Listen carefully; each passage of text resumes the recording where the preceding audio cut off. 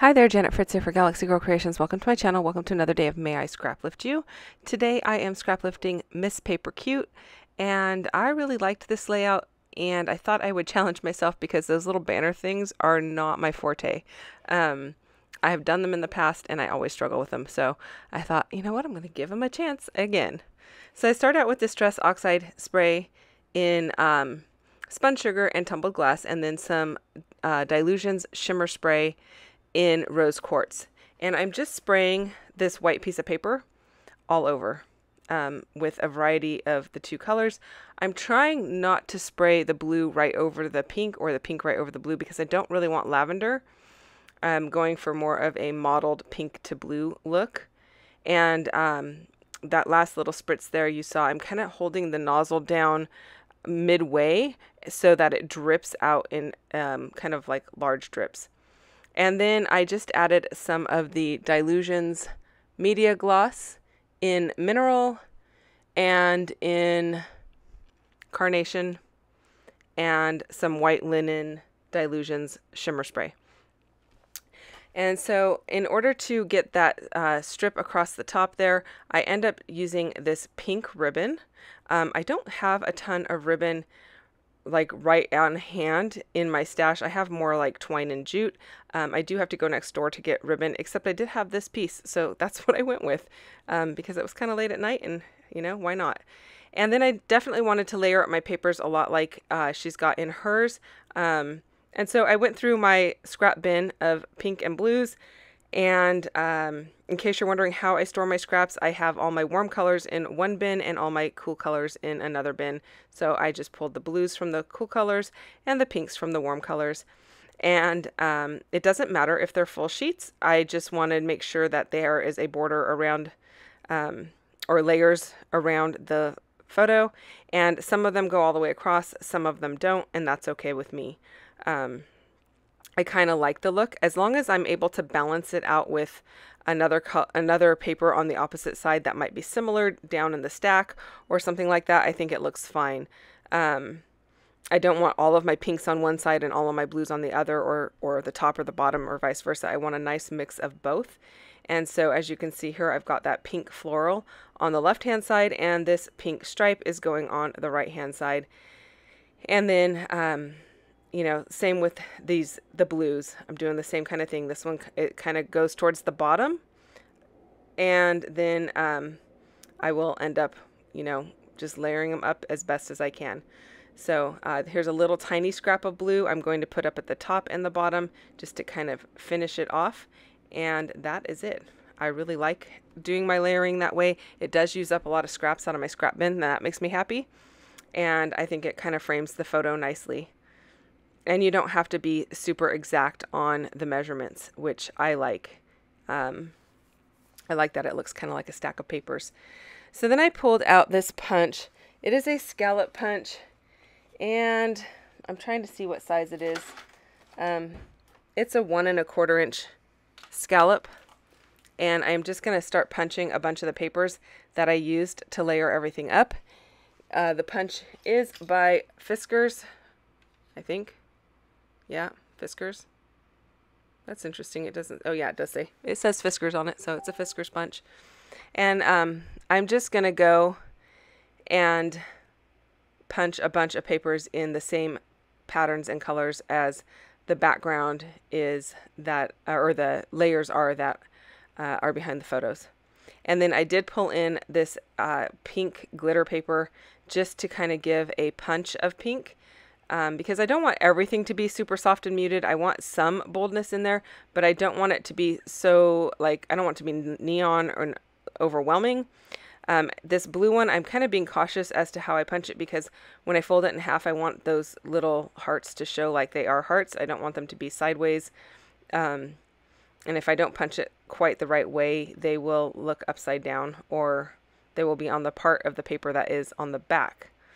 I guess I could flip it over, but then they'd be upside down. So I am inking them up with tumbled glass Distress Oxide Ink and spun sugar Distress Oxide Ink. And I'm liking the way that it's looking. It's just kind of finishing off the punched edges and making them pop just a little bit. So I've got my photo matted and layered, and this photo is of my niece's little girl, and this layout is going next to the layout that I did of Noah on that had the green. It had like green mixed media. Like if I were to turn this a quarter turn to the left, that pink and blue would all be green. And I did this a couple, like, I don't know, week and a half ago. Oh, maybe it was just last Friday. It's all running together at this point. So they are similar types of layouts where there's mixed media on 3/4 of the page. And then one, well, in this case, it's one photo. In the other case, there's 2 smaller photos of Noah. And then there's some embellishments. And so this is the other page that is going for my mom for her birthday. If you watched the other video, I had mentioned that I do a layout of each of the 2 great-grandkids for her. And they go next to her chair, where like her reading and sitting chair, basically. And I switch them out for her every year for her birthday. So this will be the coordinating one for this little girl. So I basically just decided to line up all of those little banner flags. I am putting some glue on them, but I'm being careful not to get glue on the baker's twine because I want to be able to slide them around to space them out properly. And this is the part that I always struggle with, the spacing, the angles that they should lay in, and how to get it so it looks like it's actually hanging and not like it's just going, I don't know, straight across the page or whatever. Look, I like it to look like there's a little bit of gravity involved. So I am going to space them out a little bit here just to kind of play with the angles and how the banners lay. And my banners aren't going to lay exactly like the one in the inspiration piece because I can't go across the top of the photos like she did because my subject matter in the photo takes up, you know, half of the photo at the top. So she had a lot of open space on her photo and I don't. So I'm kind of having to work with it and just kind of make it work for me. So I apologize if this portion is boring to you, but I did leave it in there because I know there are a lot of people that struggle with this just as I do. So then I decided to pull out some foam dots. I got these from somebody was having a crafting sale, like a crafting yard sale, and they had a huge bin of foam dots and such for a good price. So I just bought them because I figured, you know, I do use my fun foam and everything, which is not a problem, but these were like super cheap and there were a lot of different thicknesses, which is what I was after. So I decided to go ahead and use them, but I am going to move everything around because, you know, it can't just be easy. That would be too easy. So I'm just playing with how these are going to be situated. I will end up moving everything down a bit and kind of playing with it a little bit more. And while I do that, I'll remind you that this is May I Scraplift You. So it is a hop that is going on every day for the month of May. We are scraplifting different people. And even if we are scraplifting the same people, you're probably going to get different inspiration because we get to choose whatever layout we want to scraplift. So go and check out the other people that are playing along. Thank you, Crystal Barrett, for putting this whole thing together and organizing it for the entire month of May. I really do appreciate it and I enjoyed playing along. So thank you for the time and effort that goes into this. And thank you to all of the people that we have been scraplifting so far and the ones that are to come because it is really a lot of fun to use inspiration from other people. And I just wanted to give a shout out and say thank you for allowing us to scraplift you and your beautiful creations. So as you saw there, I just moved the photograph down a bit and now I am playing again with the banners because I'm trying to get this top one to overlap, but to be at a bit of a different angle than the ones below it because I didn't want it to look like they were too lined up. And so, yeah, I'm just kind of playing with it and thinking about how I can fix that. So I end up deciding that I need to move the two that are already on there, and I know that's going to rip that white paper because those foam dots are pretty sticky. And so I am going to just take another piece of white paper and glue it right on top of that other piece of white paper so that it doesn't look like, you know, there's like I don't want to cut it off or anything like that. I just want to go ahead and glue it right over the top and tuck it under that ribbon just as best as I can so that any rips in the white paper from the glue dots don't show, or the foam dots. I'm going to trim off the excess, and voila, it will be as good as new. And then I realize I need to bring my photo in quite a bit lower, and that will give me a little bit more room up above the photo to play with the banners and get them at the right angles. And I'm liking that much better already. It didn't look terrible before, but this is going to allow me to get better angles with that second banner. So I probably cut my baker's twine just a bit on the short side for the two banners that were originally down. But what I will do is I will tuck them around the back and then tape them down with some Scotch tape just to hold them in place. And it doesn't require a lot of extra baker's twine to do that. So it does work out in the end. So I'm much happier with the angles once this is all said and done. Yeah, like I said, it's a struggle. I also wanted the two to crisscross up at the top there. I like how that looks. So it makes me a lot happier. So thank you for bearing with me while I sat here and played with these little pieces of paper and how they're going to hang on this layout. I know it was kind of time consuming, and just maybe I'm being a little bit too picky. I have no idea. But, you know, I think that's part of the attention to detail. I do have a lot of attention to detail in most cases. And so that's one of those things, you know, take the extra time and do it right, and then I'll be happy with it in the long run.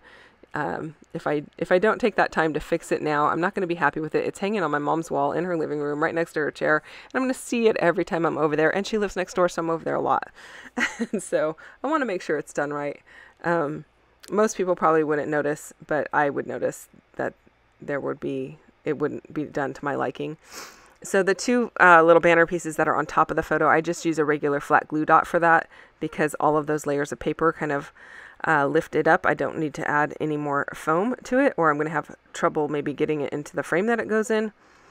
And so there it is. All of those are all down. Now I am pulling the baker's twine over the back and just adhering it down with some Scotch tape. You could use washi tape, but I think that the Scotch tape is going to hold better than the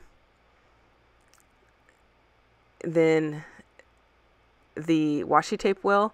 You could also use a little bit of glue, but then I'd have to sit there and hold it until the glue actually dried. So this seems to be a good solution for this problem that I have created. I do need to trim the top of this one off, but I'm trying not to trim the actual piece of the baker's twine, and I want it to still run through the ribbon, so I was being a little cautious there as well. And then I pulled out my acetate from the 49th and Market Spectrum Sherbet collection, and I'm going to layer up a couple pieces of that. And for someone who didn't think they were going to use much of the acetate, I sure have been using quite a bit of it, and I'm really happy to say that I'm enjoying it. And this particular collection, it has not been hard to use. And I don't know if that's because it's leaves and such rather than, like, I don't know, tags or other ephemera. But yeah, it's been working out really well. So if you have not gotten your hands on any of the 49th and Market products, I highly recommend them. They are super useful, very versatile, and I have a couple more layouts coming up using those products as well. And again, all of the links for the products that I have that are available will be down below in my description box, as you probably saw the ticker at the beginning of the video that says I use affiliate links, so I do get a little bit of a kickback on that if you happen to use my links. So in order to stick those boy, butterflies. I was going to say hearts.